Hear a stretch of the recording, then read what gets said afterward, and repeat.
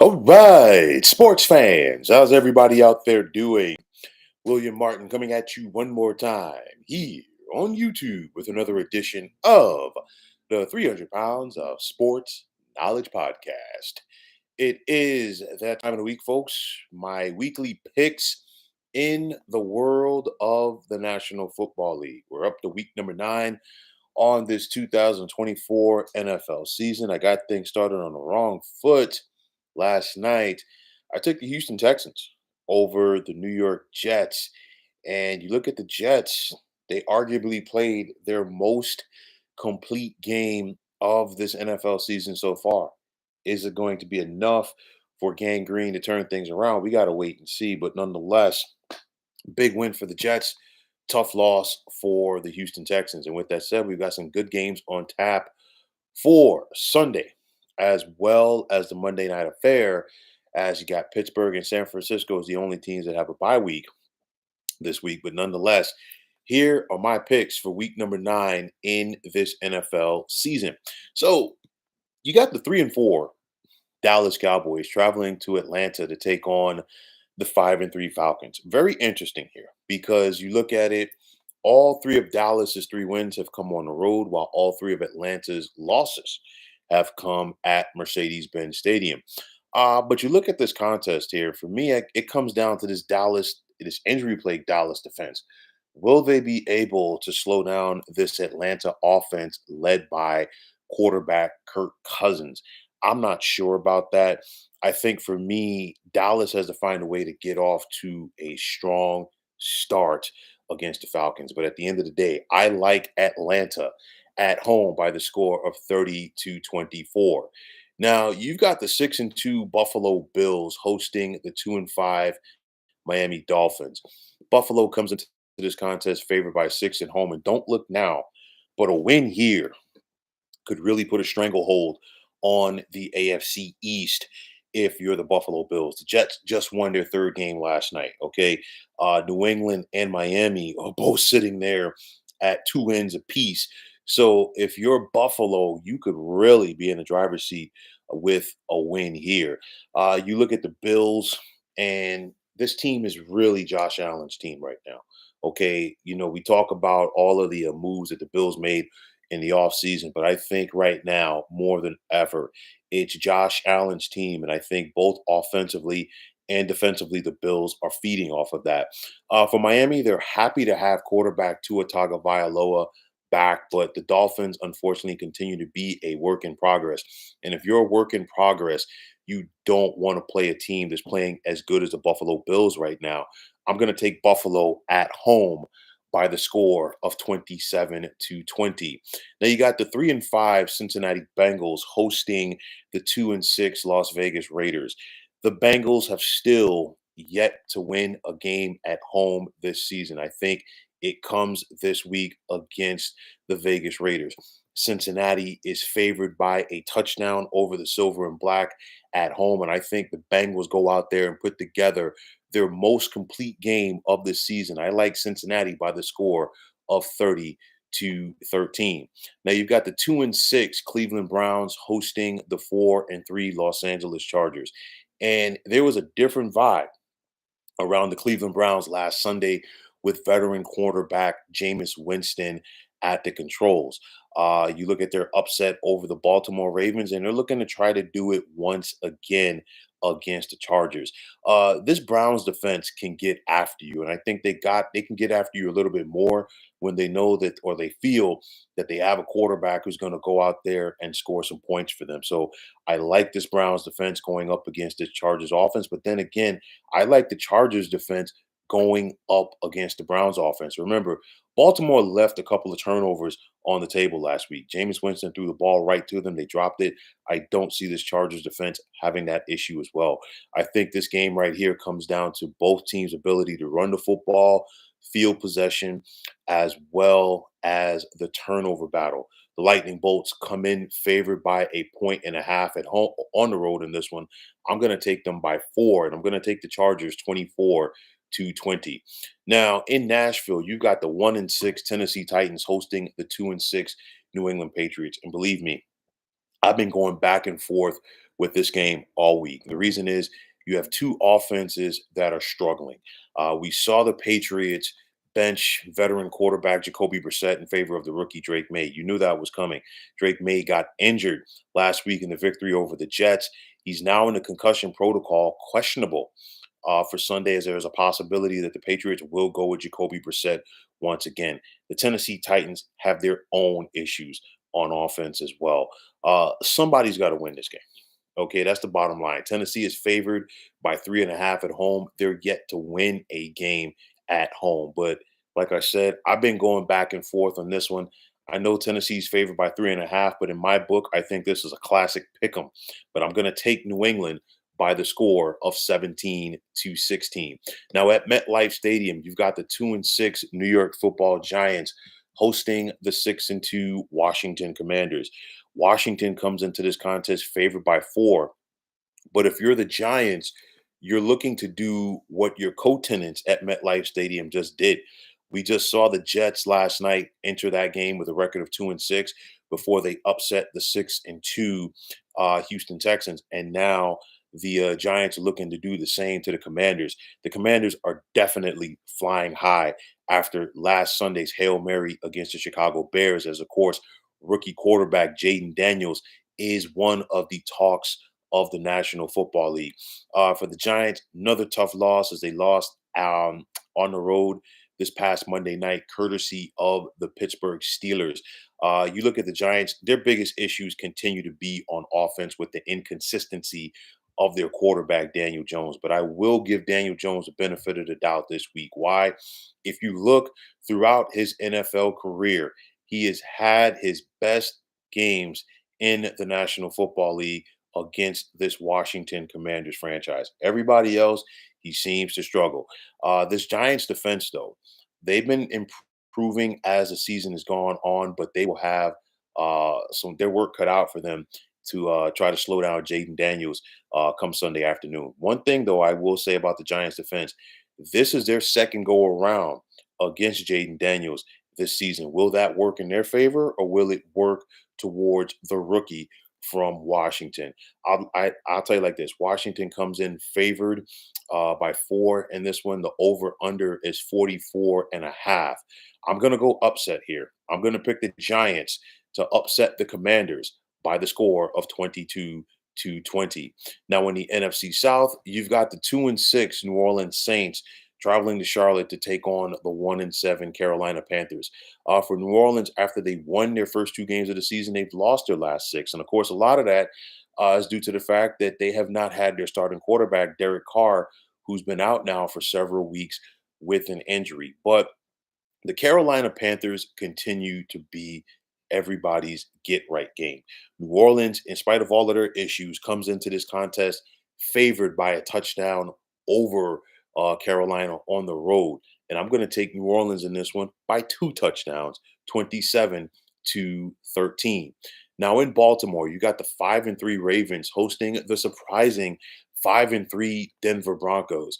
Baltimore comes into this contest favored by 9.5 as they are looking to avoid their second consecutive big time upset. Baltimore was an 8-point favorite last week on the road against Cleveland, and they simply lost. And the Ravens honestly played that game like a team who felt like they just had to show up and win, and they paid for it.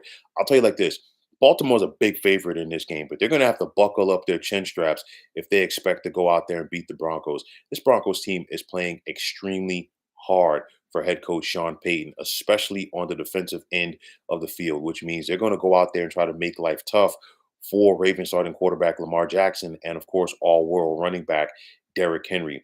As the weeks progress, rookie quarterback Bo Nix continues to get more and more confidence for Denver. Will this Baltimore defense be able to slow him down? Baltimore's defense is nowhere near as good as they were last year, as they can be had in the passing game if the Broncos can make them pay. Like I said, Baltimore comes into this contest favored by 9.5. I think this game is going to be a lot closer than people expect it to be. I know that Baltimore should be upset after losing last Sunday to the Cleveland Browns, but nonetheless, I'm going to take Baltimore to win, but I'm going to take them to win by the score of 24 to 20. Now in Philadelphia, you got the 5-2 Philadelphia Eagles hosting the 2-6 Jacksonville Jaguars. And Philly wants to keep their momentum going while they look to add to the woes of their former head coach, Dougie P. We saw this Eagles ground game get going last Sunday on the road against the Cincinnati Bengals, and I expect the Eagles offense to once again rely on the powerful legs of running back Saquon Barkley. And of course, it's not just about Saquon with this Philadelphia offense. You've got two of the best receivers in the NFL who are getting healthy right now in Devonta Smith and AJ Brown. I really like this Eagles defense going up against Jaguars quarterback Trevor Lawrence. He's been up and down this season, more down than up. Philly's favored by 7.5. The over-under is 45.5. And I'm going to take the Eagles at home by the score of 31-20. Now, out in the desert, you've got the 4-3 Chicago Bears taking on the 4-4 Arizona Cardinals. And for Chicago, you got to go out there and find a way to put last week behind you and try to get on track. I mean, you look at the Bears, they had that comeback. It looked like they had the game sewn up until they didn't on that Hail Mary. You look at this defense, though, from the Bears. That play aside, they had to deal with Jaden Daniels, a scrambling quarterback last week. Now you got to try to go out there and deal with Kyler Murray. And of course, when Kyler Murray gets rolling, look out. So I look at this Bears defense. Can they slow him down and slow down the impact of rookie wide receiver Marvin Harrison Jr.? This Cardinals defense can be had at times. So if the Bears can get it together on offense with rookie quarterback Caleb Williams, they do have their chances. Chicago has still yet to win a game away from Soldier Field this season. I think that changes on Sunday afternoon. I'm going to take the Bears by the score of 27-23. Now, the big one in the NFC North will take place at Lambeau. As you got the 6-2 Green Bay Packers hosting the 6-1 Detroit Lions with first place in the division on the line. You look at the Lions, arguably one of, if not the most complete offenses in the National Football League. You look at David Montgomery and, of course, Jameer Gibbs carrying that ball. And then you look at the calm, cool, and collected Jared Goff back there in the pocket. For the Packers, how healthy is quarterback Jordan Love going to be? We saw him take another injury last week.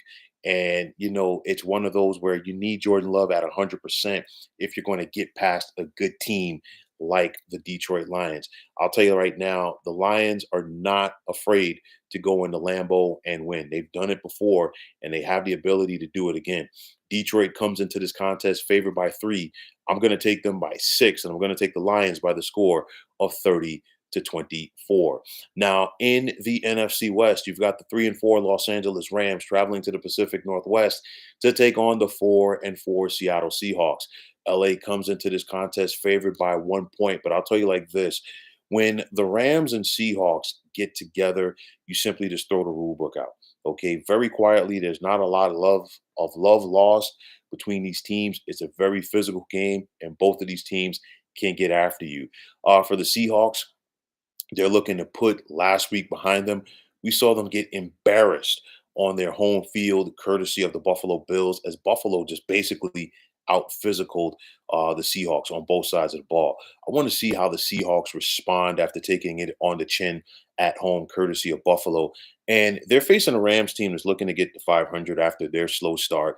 And they're getting their confidence going. Sean McVay, this might be one of his best coaching jobs that he's done so far in his career. And of course, quarterback Matthew Stafford continues to be unflappable in that pocket. And if the Seahawks defense cannot get to him and disrupt the timing of this Rams offense, they could be in for a long afternoon.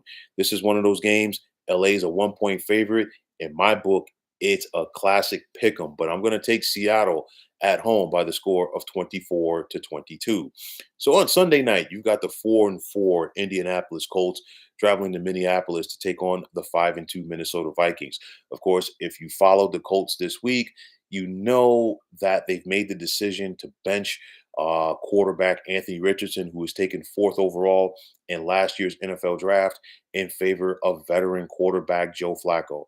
I will say this: Joe Flacco is not as athletic or mobile or as mobile as Anthony Richardson is, but there seems to be more of a semblance of order on offense for the Indianapolis Colts when he's out there as opposed to Richardson.